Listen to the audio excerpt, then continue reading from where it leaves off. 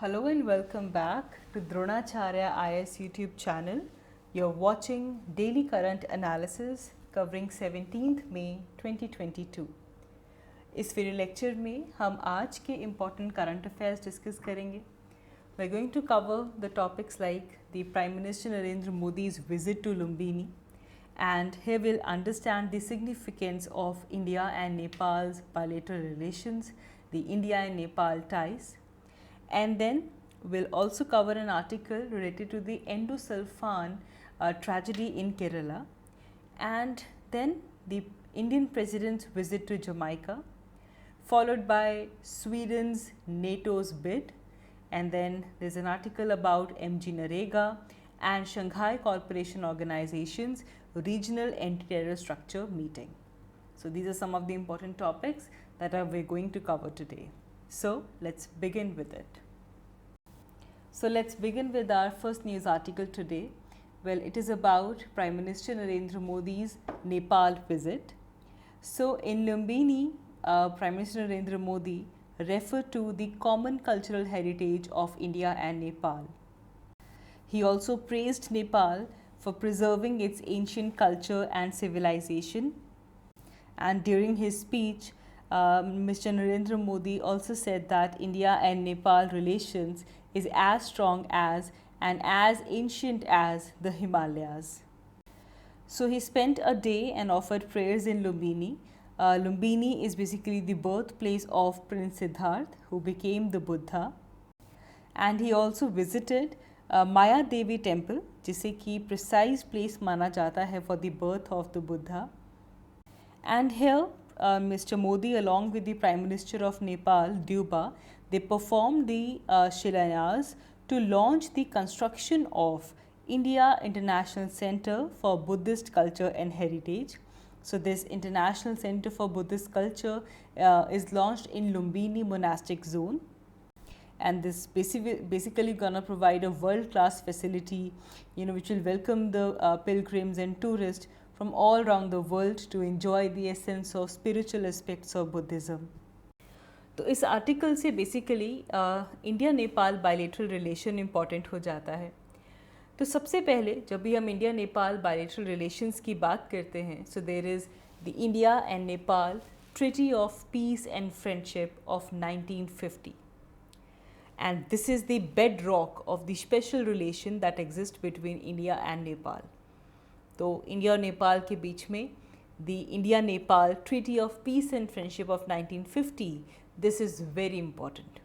तो इस ट्रीटी के अंडर बेसिकली जो नेपाली सिटीजन्स हैं उनको अनपैरेलल्ड एडवांटेज दी गई है इंडिया में. They can avail facilities and opportunities at par with the Indian citizens. And therefore nearly 6 million Nepali citizens, they live and they work in India. Starting with the defense cooperation between India and Nepal, तो काफ़ी ज़्यादा number में Nepal army के जो defence personnels हैं वो अपने training courses India में अटेंड करते हैं. इंडिया की बहुत सारी जो इंडियन आर्मी ट्रेनिंग इंस्टीट्यूशंस हैं वहाँ पे नेपाल आर्मी के डिफेंस पर्सोनल्स को ट्रेन किया जाता है. Then also very important, India और नेपाल के बीच में एक जॉइंट मिलिट्री एक्सरसाइज होती है which is a battalion level joint military exercise, और इसे कहा जाता है सूर्य किरण.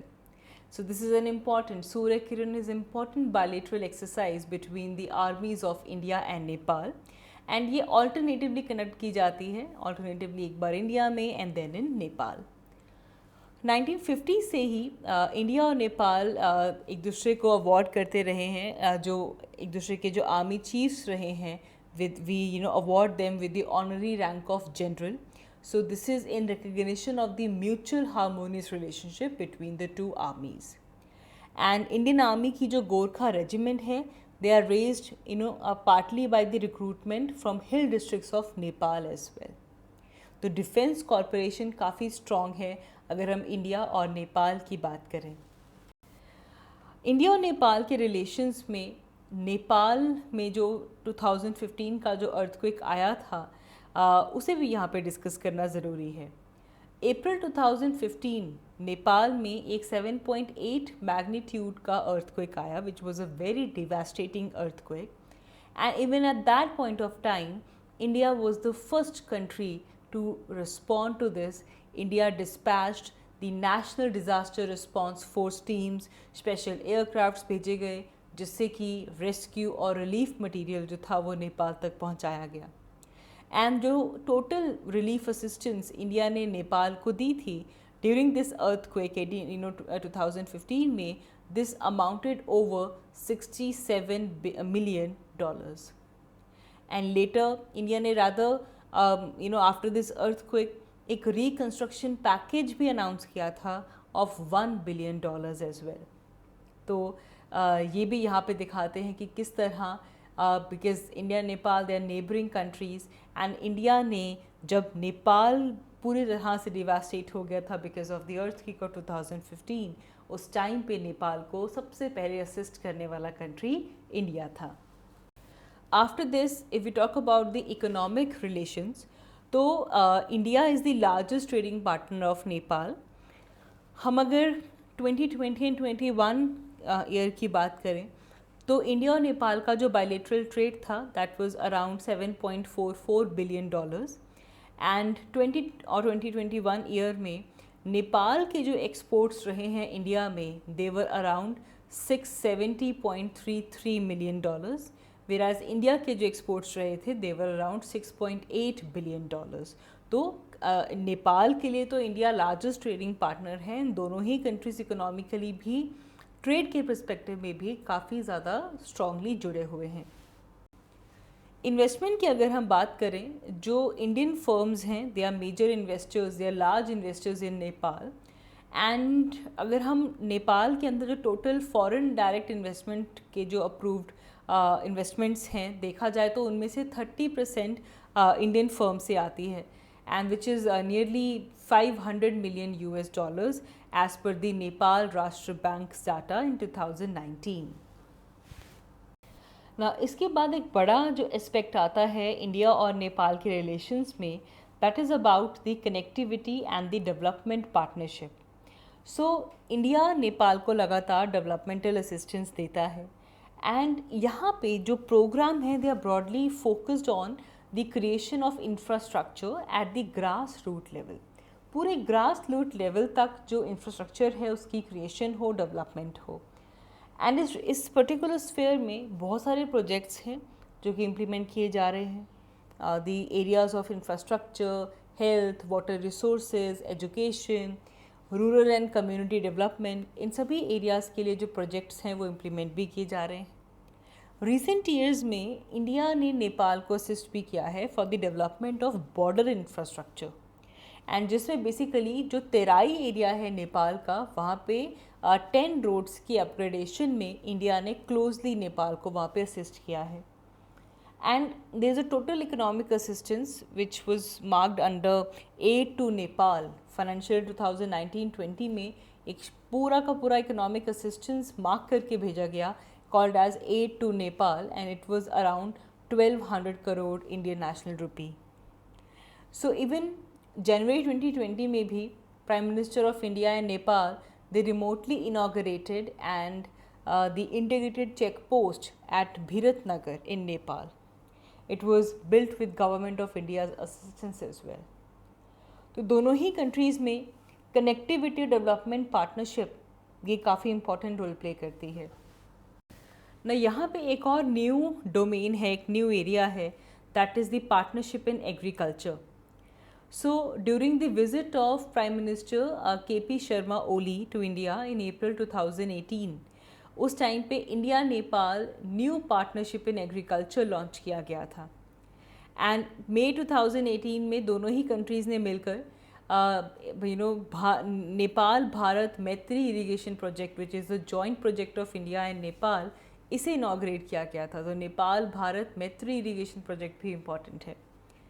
इस प्रोजेक्ट के अंदर 2700 शैलो ट्यूबवेल इरीगेशन सिस्टम जो इंस्टॉल किया जाएगा in the 12 districts of Terai region. Now next comes energy. देखें, इंडिया और नेपाल के बीच में पावर एक्सचेंज एग्रीमेंट भी चल रहा है। This is going on since 1971 and this is basically to meet the power requirement in the border areas of both the countries. दोनों ही कंट्रीज़ के जो बॉर्डर एरियाज़ हैं वहाँ पे पावर रिक्वायरमेंट को मीट करने के लिए पावर एक्सचेंज एग्रीमेंट चल रहा है 1971 से ही। एंड यहाँ पे जो फर्स्ट हाई कैपेसिटी हमारे पास 400 किलोवाट्स मुजफ्फरपुर इंडिया वहाँ पे, एंड नेपाल वाली साइड धाकले बार, ये एक cross border power transmission line जो थी वो कंप्लीट की गई थी। And this was completed in 2016। And India की तरफ मुजफ्फरपुर और नेपाल की तरफ धाल के बार, ये क्रॉस बॉर्डर जो पावर ट्रांसमिशन था ये 2016 में कंप्लीट हुआ विद इंडियन असिस्टेंस। एंड इसके अलावा दो additional 132 kV cross border additional lines भी बनाई गई, काटिया इन इंडिया एंड कुशा इन नेपाल इसके बीच में, and Raxaul in India and the Parwanipur in Nepal.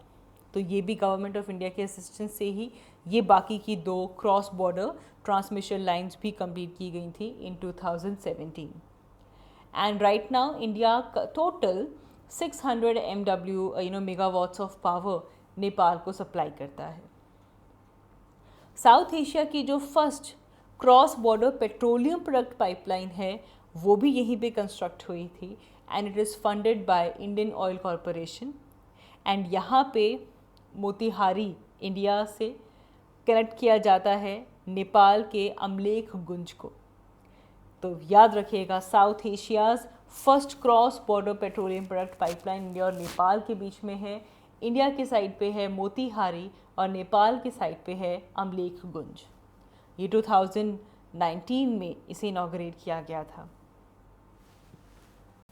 इसके अलावा वाटर रिसोर्सेज की अगर हम बात करें तो बहुत सारी स्मॉल और लार्ज रिवर्स हैं जो कि नेपाल से फ्लो करके इंडिया में आती हैं, and they form a very important part of the Ganga river basin in India. Therefore एक 3 टायर बायलेटरल मैकेनिज्म भी इस्टेब्लिश किया गया था 2008 में, जहाँ पे वाटर रिसोर्सेज को लेकर जो इश्यूज़ थे उन्हें डिस्कस किया जा रहा था किया जाता है और कोऑपरेट किया जाता है। Issues like water, flood resources, flood management, inundation, hydropower, इन सब को यहाँ पे डिस्कस किया जाता है। And this 3-tier bilateral mechanism, this is working well between India and Nepal on such issues which relate to the water resources. After that comes the next area of cooperation between India and Nepal. It is education. So education की अगर हम बात करें तो government of India around 3000 scholarships annually देता है to the Nepalese national under various courses, चाहे वो PhD हो, मास्टर्स हो, बैचलर्स हो, एंड 2 लेवल्स इंडिया और नेपाल के बीच में 300 स्कॉलरशिप्स एनुअली प्रोवाइड की जाती है। After this comes the culture. So India and Nepal, they have a very strong religious ties, काफ़ी strong religious ties हैं। आज के इस आर्टिकल में भी कल्चरल टाइज को बहुत इंपॉर्टेंस दिया गया है। And specially goddess Sita is believe to be have taken birth in Janakpur in Nepal, and therefore ये जो लोकेशन है काफ़ी इंपॉर्टेंट हो जाती है in the Ramayana circuit of ministry of tourism. And एक मेमोरेंडम ऑफ अंडरस्टैंडिंग भी, जिसमें एक ट्विनिंग अरेंजमेंट है between Kathmandu and Varanasi and Janakpur Ayodhya and Lumbini and Bodh Gaya, these are sister cities, इनके बीच में मेमोरेंडम ऑफ अंडरस्टैंडिंग भी साइन किया गया है। एंड इवन पशुपतिनाथ टेम्पल जो नेपाल में है उसे बहुत ही फ्रीक्वेंटली इंडियन डिवोटीज़ भी विज़िट करते हैं। तो कल्चरल टाइज़ इंडिया और नेपाल के बीच में बहुत पुरानी हैं और बहुत स्ट्रॉन्ग रही हैं। तो ये तो था कि कल्चरल इंडिया और नेपाल के बीच में जो रिलेशंस थे हमने वो यहाँ पे डिस्कस किए ना। अगर हम दोबारा न्यूज़ जो हमारी है उसके पहुँचें तो इंडिया से हमारे prime minister Narendra Modi Nepal visit करते हैं, लुम्बिनी पहुँचते हैं, and he participated in various ceremonies and ultimately lead the foundation store for Buddhist cultural centre, and ये सब कुछ बुद्ध पूर्णिमा वाले दिन हुआ है। तो की हाईलाइट अगर हम यहाँ पे देखें तो एक तो India International Centre for Buddhist culture and heritage, इसकी कंस्ट्रक्शन अब शुरू हो जाएगी, and this will be undertaken by the international Buddhist confederation IBC India, and इसे बेसिकली मिनिस्ट्री ऑफ कल्चर जो है वो फाइनेंशियल सपोर्ट करेगा। तो IBC international Buddhist confederation, this is basically under the ministry of culture, and इसे नवंबर 2012 में इसे register किया गया था। एंड इसका एम है कि जो अगर हम बुद्धा की बात करें तो जो टीचिंग्स रही हैं बुद्धा की उसे प्रोपगेट करना, उन्हें प्रिजर्व करना, जो हेरिटेज है उसे संभाल के रखना, specially in the India's immediate neighbourhood like Nepal. And एक और चीज़ यहाँ पे नोट कीजिएगा, most of the nations like US, China, Canada, France, Germany, they have already built their centres in the Lumbini as an instrument of promoting Buddhist philosophy. India का अभी तक वहाँ पे सेंटर नहीं था, and now India has also started the construction of India International Centre for Buddhist culture and heritage. इसके अलावा कुछ और डेवलपमेंट्स भी हैं, जैसे कि 2 मेमोरेंडम ऑफ अंडरस्टैंडिंग भी नेपाल की अथॉरिटीज़ के साथ साइन किए गए हैं। यहाँ पे the Indian council for cultural relations ICCR, इन्होंने नेपाल में 2 मेमोरेंडम ऑफ अंडरस्टैंडिंग्स MOU भी साइन किए हैं। One is setting up the Dr. B.R. Ambedkar Chair for Studies on Buddhism at the Lumbini University. दूसरा है another, it's on the chair professor at Kathmandu University. तो ये 2 memorandum of understandings भी sign हुए हैं। इसके अलावा अगर हम यहाँ पे ट्रांसनेशनल बुद्धिस्ट टूरिस्ट सर्किट की बात करें, हमने हमारे कल के डेली करंट अफेयर वीडियो में इसे काफ़ी डिटेल में डिस्कस किया था। तो इंडिया की जो मिनिस्ट्री ऑफ टूरिज़म है वो नेपाल के साथ कोलैबोरेट करके एक ट्रांसनेशनल बुद्धिस्ट टूरिस्ट सर्किट बनाना चाहती है, जिससे कि जैसे जैसे जो बुद्धा के फुटस्टेप्स हैं उनको ट्रेस किया जाए। This will start from Lumbini and this will conclude over Kushinagar. And इसको लेकर एक इंटरनेशनल एयरपोर्ट भी कुशीनगर में इनॉग्रेट किया गया था। And the prime ministers, they discussed the proposed Buddhist circuit linking Lumbini with Kushinagar, Bodh Gaya, Rajgir, Nalanda, Sarnath, and the other major centers which are linked to the Buddhist legacy. This will be the in addition to the project to build the Ramayan circuit. Ramayan circuit अलग है जिसमें बाकी की sites को link किया जाएगा. This is the Buddhist circuit. Now ultimately अगर हम इसे analyze करें तो ये जो विज़िट रही है प्राइम मिनिस्टर नरेंद्र मोदी की towards Nepal, this was focused on bringing that soft power to the centre stage of India and Nepal relations. इससे इवन इंडिया की जो फॉर्मल प्रेजेंस है वो भी यहाँ से मार्क होती है। नेपाल की जो होली साइट्स हैं they are barely 10 kilometre away from the border, and वहाँ पे इंडियन प्रेजेंस भी मार्क होती है। Then it is also important if we talk about countering the China. Now, Prime Minister की visit Lumbini में उस time पे हुई है when China is showing a lot of interest in Lumbini. Almost a decade ago, China offered to build Lumbini as a world peace center at the cost of $3 billion. And China is also holding talks to bring railway right up to the Lumbini. तो इसकी जो significance है, however, prime minister Narendra Modi ने वहाँ पे यही कहा है कि ये उनके लिए more of a spiritual tour है instead of a political one. But इसकी अगर हम अल्टीमेटली एनालिसिस करें तो ये काफ़ी इम्पॉर्टेंट स्टेप रहा है to use the soft power and to also counter the China. आगे बढ़ते हैं। हमारा next news article endosulfan tragedy से रिलेटेड है। So it's about the tragedy of endosulfan in Kerala. Now endosulfan की अगर हम बात करें तो ये एक पेस्टिसाइड है।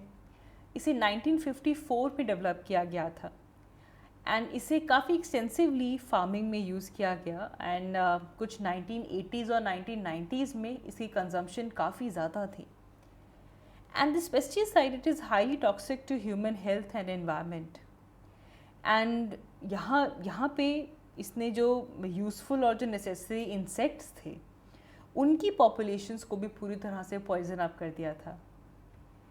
एंडोसल्फान ट्रेजेडी की वजह से भी काफ़ी ज़्यादा एलिमेंट्स कॉज हुई हैं। If you talk about the elements which are cause because of endosulfan, तो इसमें skin irritation, destruction of the nerve tissues, reproductive and developmental damage in human beings and animals, ये सब देखने के लिए मिलता है। नाउ केरला की अगर हम बात करें, so from over 20 years Kerala में कैश्यू प्लांटेशंस जो कासरगोड डिस्ट्रिक्ट में होती हैं केरला में, वहाँ पे एंडोसल्फान को एज अ पेस्टिसाइड यूज़ किया जाता था। इसके अलावा टी प्लांटेशन, पेडी, फ्रूट ऑर्चर्ड्स, केरला के बाकी एरियाज़ में भी पेस्टिसाइड को यूज़ किया जाता था, and it used to be administered via aerial spray as well as by the manual pumps. And because of this long range atmospheric transport, endosulfan काफ़ी serious health disorders इसकी वजह से होने शुरू हुए, स्पेशली टू द सिटीजन्स और those who were residing in that area. And then 2011 में test carry out करवाया गया by the centre for science and environment in Kasaragod. It confirmed the deadly effects of pesticide. Cashew plantations का जो case आया है, that is mainly from the Padre village in the Kasargod. Here the residents reported कि जो वहाँ पे cashew plantations थी उनके ऊपर एरियल स्प्रे किया जाता था एंडोसल्फान को, and this began in 1976. And इसके कुछ ही सालों बाद they were report that calves were being born with deformed limbs. जो फ्रॉग्स हैं, फिशेस हैं, bee colonies, fireflies, jackals, all of these they vanished from these areas. And then many local children and large number of people below the age of 25, they were suffering from severe diseases. Families जो कि कोडनकिरी stream के पास रहती थी, जिसकी smaller tributaries के पास रहती थी, वहाँ पे भी इसका इफेक्ट देखने के लिए मिला। एंड जो प्रोटेस्ट हुए और जो वहाँ के रेजिडेंट्स ने जो एफर्ट्स किए, उसके थ्रू इन ट्रबल्स के ऊपर एक लाइट पहुँची। But again it took many years for the officials to fully address the danger of the pesticide. Similarly Palakkad का जो मुथालंबा पंचायत जो है, वहाँ पे मैंगो ऑर्चर्ड्स में भी काफ़ी एक्सटेंसिवली एंडोसल्फान को यूज़ किया जाता था। एंड यहाँ पे भी ऐसी ही रिपोर्ट्स आई that animals they were giving birth to offsprings with deformities. Residents, they were seeing the death of monkeys, reptiles and thousands of butterflies each day. And 2014 का सर्वे भी आइडेंटिफाई करता है that over 150 endosulfan victims, in the Muthalamba, out of which 40% of them they suffer from chronic conditions. And then अगर हम endosulfan की बात करें तो केरला गवर्नमेंट ने 2005 में इसके यूज़ को बैन कर दिया था। हाउएवर जो नेबरिंग स्टेट्स थे दे स्टिल यूज देम। 2011 में after the 7th meeting of Stockholm convention on the persistent organic pollutants, very important, POPs, persistent organic pollutants की जो कन्वेंशन है स्टॉकहोम कन्वेंशन, 2011 में एंडोसल्फान के यूज़ के ऊपर, इसके मैन्युफैक्चर के ऊपर ग्लोबल बैन लगाया गया। Same year supreme court also banned the use, manufacture and distribution of the pesticide. And even supreme court ने एक पैनल भी अपॉइंट किया which recommended the phasing out of endosulfan, the use of endosulfan over the period of 2 years to avoid the high cost of incinerating. And आज दोबारा endosulfan का जो issue है ये न्यूज़ में है, because supreme court has slammed the Kerala government for doing virtually nothing for endosulfans pesticide exposure victims. तो basically 2017 में सुप्रीम कोर्ट ऑफ इंडिया ने केरला गवर्नमेंट को डायरेक्ट किया था दैट दे हैव टू पे ₹500 crores to over 5,000 victims of the endosulfan tragedy. And it also directed कि एक medical facility setup की जाए जहाँ पे जो एलिमेंट्स हैं वो ट्रीट किए जाएँ, विच वो basically the result of the exposure to endosulfan, and a relief and remediation plan on health, socio economic welfare, rehabilitation, empowerment and periodic assessment of the environmental effect has also to be done. लेकिन अभी जो recent news आई है इसमें supreme court ने इन सभी चीज़ों को लेकर केरला गवर्नमेंट को स्लैम किया है। तो एंडोसल्फान जो कि एक पेस्टिसाइड है, it's cream to brown coloured solid and it may appear in the form of crystals और flakes. It smells like turpentine but it does not burn. ये नेचुरली हमारे एनवायरनमेंट में प्रेजेंट नहीं होता. It's a mixture of two different forms of same chemical referred to as alpha endosulfan and beta endosulfan. इन दोनों के mixture से इसे prepare किया जाता है. यूजेस तो यही हैं कि जो इंसेक्ट्स हैं उनको कंट्रोल करने के लिए, एंड जो नॉन फूड क्रॉप्स हैं, ऑल्सो जो वुड प्रिजर्वेटिव्स हैं वहाँ पे इसे यूज़ किया जाता है. It can be release into air, water, soil, wherever it is applied as pesticide. Health effects अभी हमने देखे यहाँ पे केमिकल की वजह से neurotoxicity, late sexual maturity, physical deformities, poisoning, these are the major once.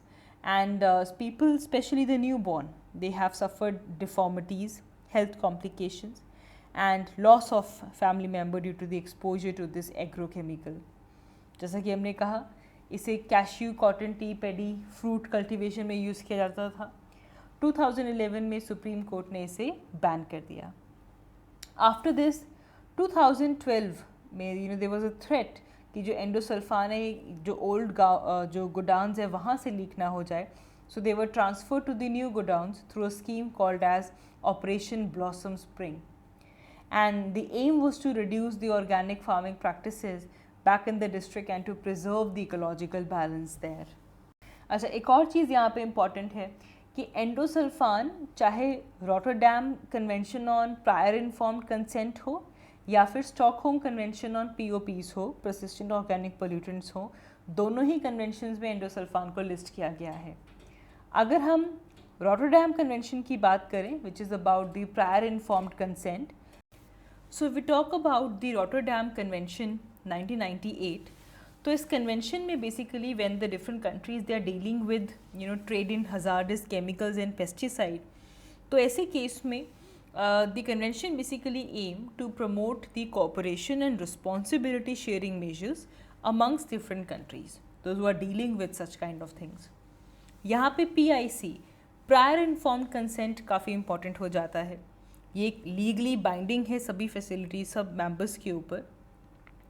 तो prior informed consent से क्या होता है कि information exchange की जाती है to the member party or the party कि कैसा नेचर है जो सब्सटेंस आ रहा है, उसके सब डिटेल्स वहाँ पे मेंशन पहले की जाती हैं. एंड इस कन्वेंशन में ये ऑब्लिगेशन क्रिएट की जाती है कि जो प्रायर इन्फॉर्म्ड कंसेंट प्रोसीजर है वो इम्प्लीमेंट किया जाएगा. सिमिलरली स्टॉकहोम कन्वेंशन ऑफ 2001, इसमें भी परसिस्टेंट ऑर्गेनिक पोल्यूटेंट्स, ऐसे केमिकल सब्सटेंसेस जो सिर्फ एटमॉस्फेयर में ही नहीं बल्कि बायोलॉजिकली भी अक्यूमुलेट हो सकते हैं, they stay for a very long time, इसे कहा जाता है परसिस्टेंट ऑर्गेनिक पोल्यूटेंट्स. तो उनकी कंसंट्रेशन को रिड्यूस करने के लिए स्टॉकहोम कन्वेंशन 2001 आती है. एंड इस कन्वेंशन में 12 POPs को मेंशन किया जाता है और इनको कहा जाता है डर्टी डजन, एंड इसके अंदर एंडोसल्फान भी एक एंट्री है. आगे बढ़ते हैं.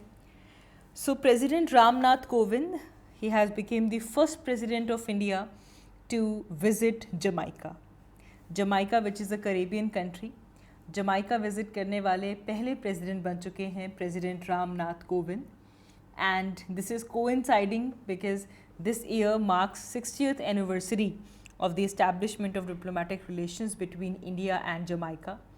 And पहली बार इंडिया के president Jamaica visit किए हैं, and which is President Ramnath Kovind. इस दौरान प्रेसिडेंट रामनाथ कोविंद जमाइका के पार्लियामेंट्री सेशन को भी एड्रेस करेंगे. एंड प्रेसिडेंट रामनाथ कोविंद को वहाँ पे गार्ड ऑफ ऑनर अकॉर्ड किया गया for on his arrival in Jamaica. Moving ahead, हमने हमारी लास्ट वीडियो लेक्चर में ही फिनलैंड और स्वीडन की बात की थी that they want to enter a new era of NATO's member as becoming NATO's member. तो फिनलैंड ने तो डिक्लेयर कर ही दिया था. And after this now Sweden has also officially announced that it will apply for NATO's membership, and basically it is done as a deterrent against the Russian aggression. And they have also said the same thing that now Sweden is entering a new era, क्योंकि Sweden यहाँ पे जो Sweden की 2 centuries से जो military non alignment का जो nature था उसे यहाँ पे रिवर्स कर रहा है. आगे बढ़ते हैं.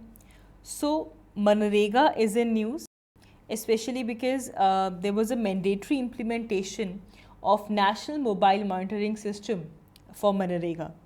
But without addressing the various technical issues, this ultimately led to the payment, payment being held in Kerala especially.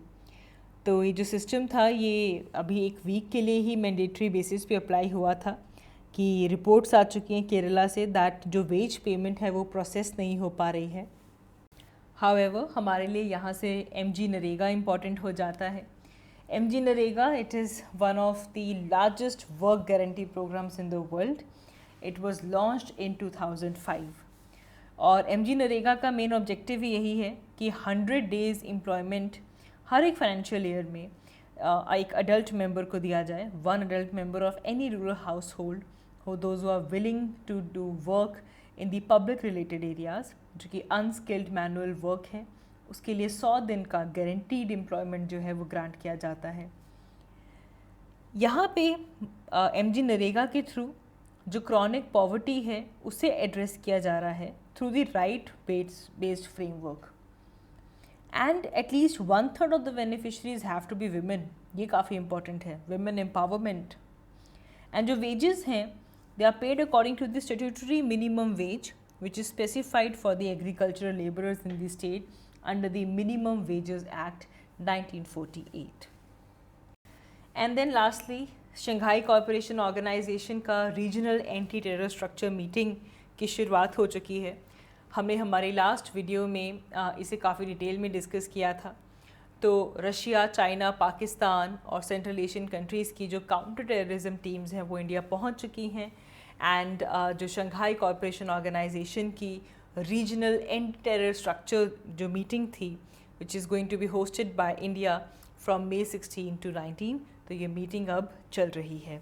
Very very very important. So that is all for this video lecture. आज के लिए इतना ही. I will see you all in my next one. Thank you so much for watching.